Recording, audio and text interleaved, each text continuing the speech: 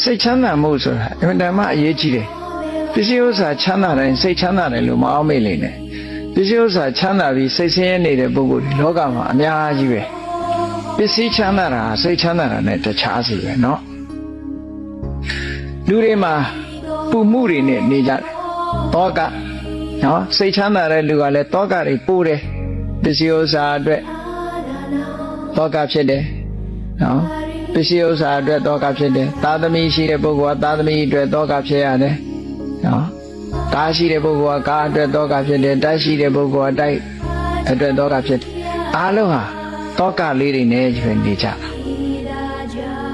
အဲ့ဒီတောကဆိုတာဒေါမနတပဲဒေါသနဲ့ရှင်တွဲပြီးတော့ဖြစ်ပေါ်လာတဲ့ခံစားမှုဝေဒနာတစ်ခုပဲပေါ့အဲ့ဒါလည်းပဲအကုသိုလ်ပဲပေါ့ဒါကြောင့်မလို့တောကကင်းအောင်နေခြင်းလို့ရှိရင်ဘာလို့ရမလဲလို့ဆိုရင်တွေ့တာမှုတွေကိုရှော့ရတွေ့တာမှုရှိလေတောကကြီးလေ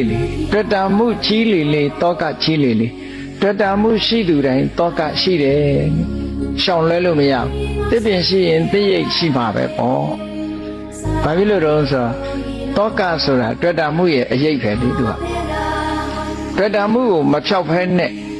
တောကဆိုတာဖြောက်လို့မရဘူးတဲ့နော်စဉ်းစားကြည့်ပေါ့ဒီထင်ရှားတဲ့ဥပမာလေးတစ်ခုပြောမယ်ကိုကအိမ်တစ်လုံးပိုင်ထားတယ်ဆိုတာဆိုဟောအဲ့ဒီအိမ်တစ်လုံးပိုင်ထားတဲ့အခါဆောင်းရာသီတို့နွေရာသီတို့ဗမာပြည်မှာဒီဟာမီးကခဏခဏလောင်တတ်တယ်မဟုတ်လားမီးမစိုးရင်ရဘူးလား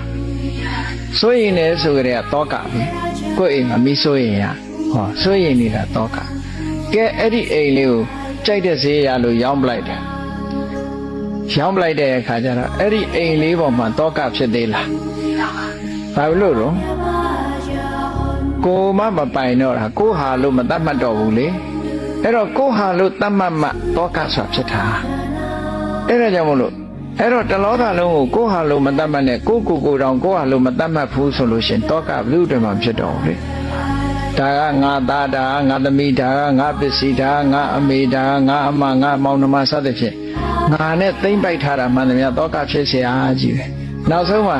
ငါဆွေမျိုးငါတငယ်ချင်းဆိုတာပါသေးငါပစ္စည်းငါဥစ္စာဟောအဲ့ဒါလို့တွေ့တာမှုကိုအခြေခံပြီးတော့ထင်မြင်ယူဆမှုသိမ့်ပိုက်မှုတွေရှိနေသေးသမျှကာလပတ်လုံးသူတို့အတွက်မှာတောကဖြစ်မှာပဲအဲ့တော့တောကဆိုဒီမှာတွေ့တာမှုတွေကိုအခြေခံပြီးတော့လာတယ်နောက်ဆုံးဘယ်သူမှတွေ့ကြမရှိရင်ကိုယ့်ကိုတွေ့တယ်လေကိုတွေ့ရင်လည်းကိုယ့်အတွက်တောကဖရာယနာဖြစ်သွားရင်စဉ်းစားကြည့်ဖရာယနာဖြစ်သွားပြီဆိုတာဟာဘယ်သူမှမတွေ့ဘူးသူ့ကိုယ်သူလည်းမတွေ့တော့ဘူးသူ့အသက်ကိုလည်းမတွေ့ဘူးသူ့ခန္ဓာကိုလည်းမတွေ့ဘူးသူတွေ့เสียဆိုတော့ဘာမှမရှိတော့ဘူးဆိုတော့တောကပဲရလာမှာတော့လာကြမရှိတော့ဘူးလေတောကလမ်းကြောင်းတွေကုန်ပိတ်သွားပြီတောကလာတာတွေ့တာမှုလမ်းကြောင်းကလာတာလေအတွေ့တာမှုတွေအကုန်လွတ်လိုက်လူတွေမှာဒီပြင်တွေ့တာမှုတွေဘလောက်ဖြတ်ဘုန်းကြီးတွေရောတောကမရှိဘူးလားရှိတယ်လေနော်ဘာလို့လဲဆိုငါเจ้าတို့ငါတကာတို့ငါတကမဆိုတာဒါရှိသေးတာဟုတ်နော်ကားပိုင်ရင်လည်းငါကားဆိုတာလေးရှိသေးတယ်အဲ့ဒါရှိနေတော့တောကရှိအောင်ပါပဲသို့တော့ပိုင်ဆိုင်တိုင်းတောကဖြစ်သလားလို့ဆိုမဖြစ်ဘူးနော်ပိုင်ဆိုင်တာနဲ့တောကဖြစ်သလားဆိုမဖြစ်ဘူးတွေ့တာမှတောကဖြစ်တယ်အဲ့တော့မတွေ့တာအောင်ရှော့ချတာရမယ်ဒီလိုဆိုလိုတာနော်